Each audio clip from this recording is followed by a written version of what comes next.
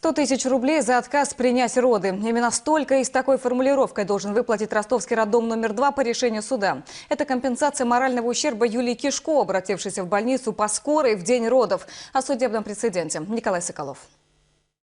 Женя даже не догадывается, что пришлось пережить его маме, чтобы сын появился на свет. Юлия Кишко вспоминает, в тот вечер у нее неожиданно начались схватки. Муж в командировке. Она была дома одна, потому сразу вызвала скорую. Вызвала скорую, и скорая привезла меня во второй роддом. Там меня обследовали, был осмотр, и врач сказала, что до родов мне еще далеко. Будущей матери пришлось доказывать прямо на пороге роддома, что она вот-вот родит. Но принимать ее, по словам Юлии, отказывались под предлогом отсутствия анализа на ВИЧ. Беременная предложила позвонить в ее консультацию, просто спросить. Там результаты всех анализов были. Сказали, что нет результатов повторного анализа на ВИЧ. Что-то вы им предлагали на месте? Ну, обменную карту, что я могу предложить?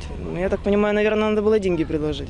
Юля рассказывает, ей беременной на последнем месяце предложили из второго роддома поехать в роддом номер 5. Он в другом конце Ростова. Юля со схватками добиралась туда по пробкам, в надежде не опоздать. Только через полгода, когда сын подрос, девушка решила написать заявление в страховую компанию и обратиться в суд за компенсацией. Была проведена экспертиза качества врачами-экспертами, оказанная медпомощи. Согласно заключениям врачей, данный факт отказа в оказании медпомощи был признан необоснованным. Суд длился полгода. В итоге постановил выплатить пострадавшей компенсацию в 100 тысяч рублей. А вот сотрудников, которые отказали в госпитализации, увольнять никто не стал. Оказывается, в роддоме есть свой странный служебный приказ по поводу приема беременных. А что вы сделали с роженицей? Ну что ее не приняли здесь, отправили в 5-й роддом. Да, конечно. Вы по приказу не имели права ее принимать. А что за приказ?